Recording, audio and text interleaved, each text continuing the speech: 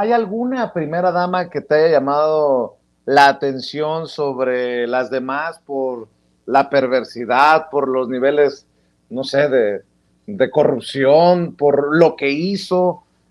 ¿Alguna historia? Porque la gente tiene que saber que son 10 historias diferentes de 10 mujeres diferentes, de 10 primeras damas hasta la última, porque ya hoy en día Beatriz Gutiérrez Müller, la doctora Beatriz Gutiérrez Müller, ha decidido dejar esta idea de la primera dama y ser la esposa del presidente Andrés Manuel López Obrador, pero hasta Angélica Rivera, Paco.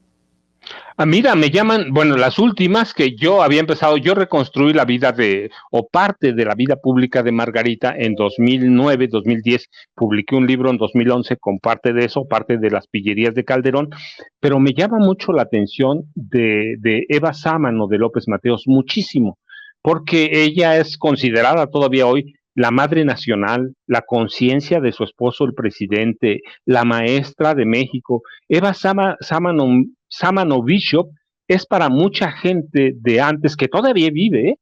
Todavía vive.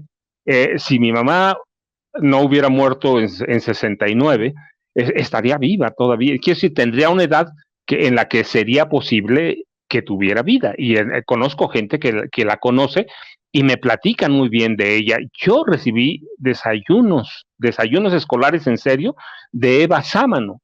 Y me llama la atención, te voy a decir por qué, porque cuando nosotros hablamos de Marta Sagún, que cogobernó el país o que fue la primera copresidenta, no, la verdad es que la primera copresidenta, la primerita fue Eva Sámano Bishop o Evangelina.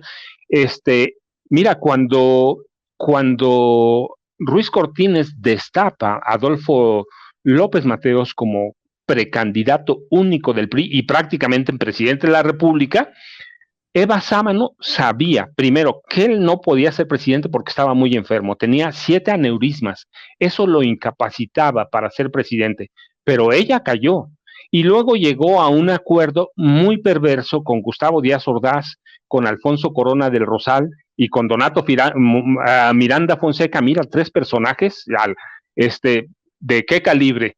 Para que cada uno gobernara una parte, mientras Adolfo López Mateos vivía, bueno, no tranquilo, vivía con los dolores de cabeza que lo incapacitaban en su casa. Él nunca vivió en Los Pinos, así que ella se apropió de toda la política social. No se metían ni Díaz Ordaz, ni Alfonso Corona del Rosal, ni Donato Miranda Fonseca. Estos 3 habían llegado al Senado en el 46 con López Mateos. Así que es una mujer, mira, cuando termina el gobierno de López Mateos, ella no quiso renunciar a la organización que le había creado su esposo para controlar las políticas sociales de la familia y la niñez. Literalmente tuvo que correrla Gustavo Díaz Ordaz.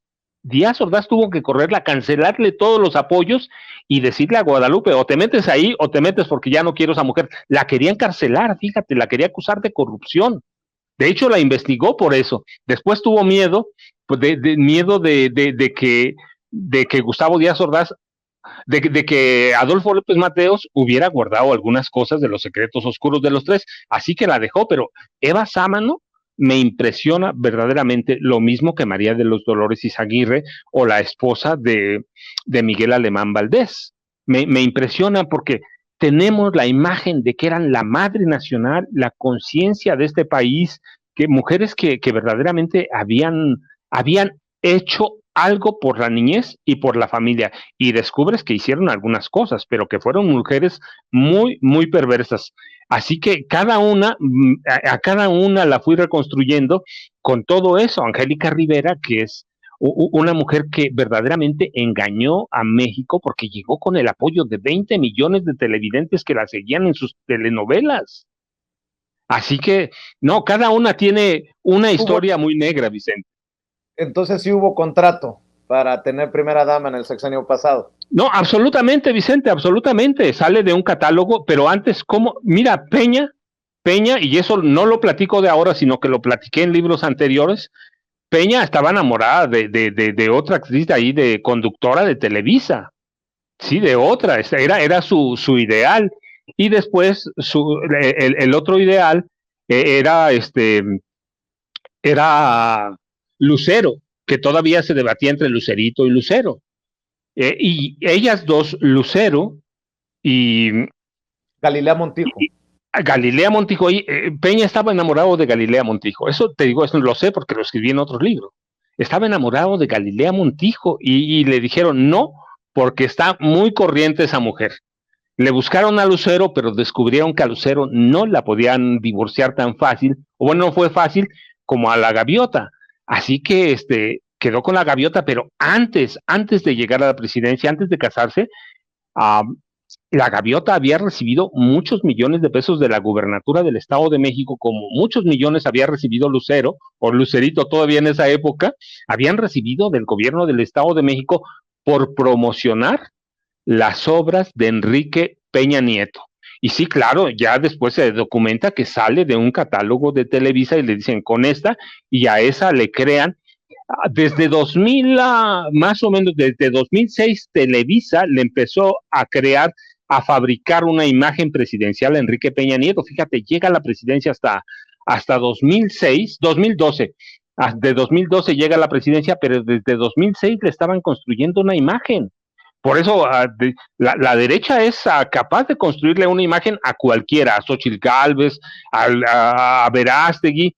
Eso hicieron con Peña, él lo sabía, y la gaviota desde antes de la presidencia, ya tenía ingresos asegurados de la gubernatura del Estado de México por salir a presumir, a dar a conocer las obras de Enrique Peña Nieto, que no había hecho nada, pero claro, le entregaron varios millones, muchos millones, así que ya sabía, llegó como reina de un estado que tenía un presupuesto superior al de la Ciudad de México, imagínate.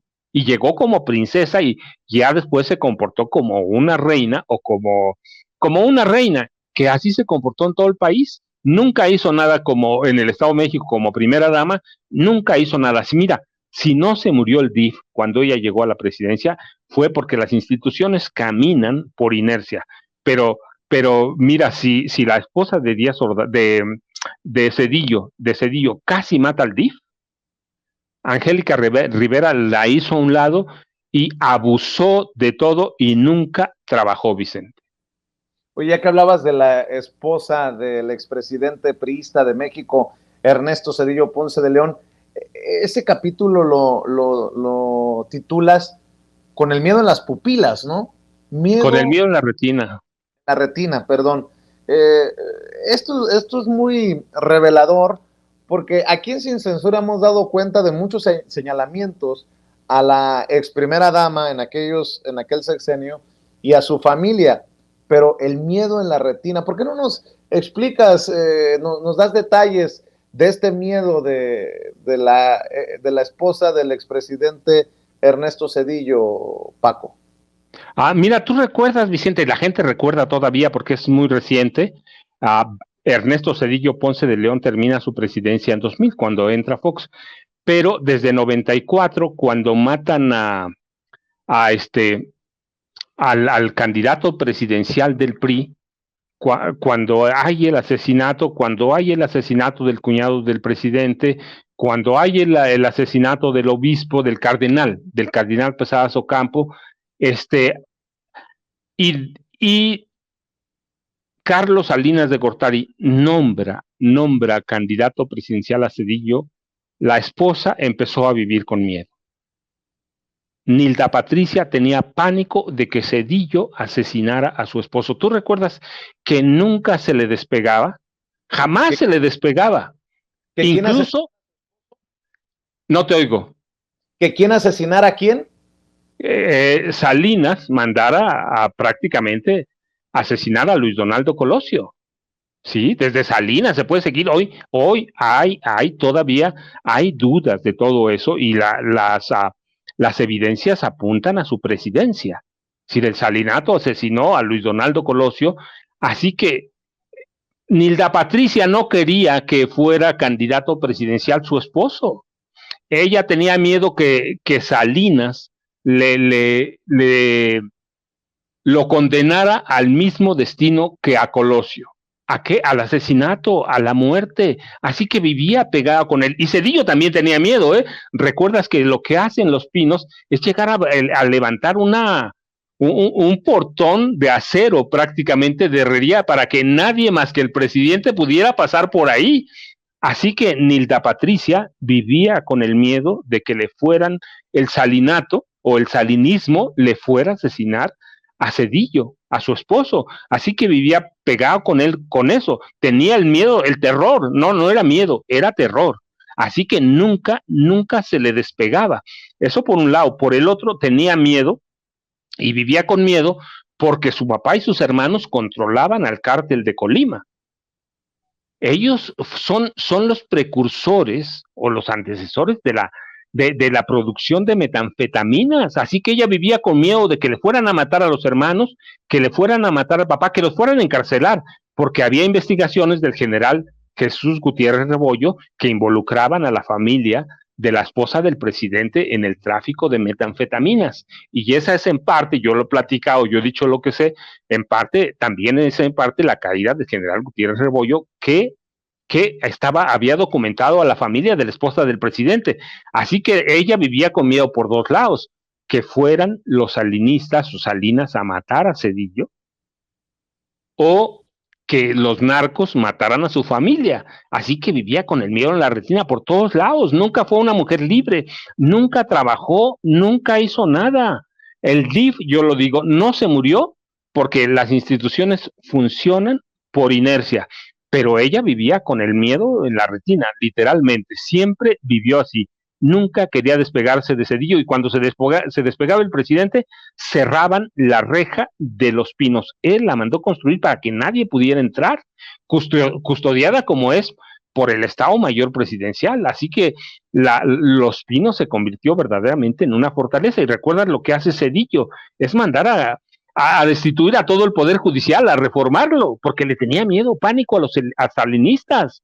Y renueva el Poder Judicial con un Poder Judicial a modo por temor a Carlos Salinas de Gortari.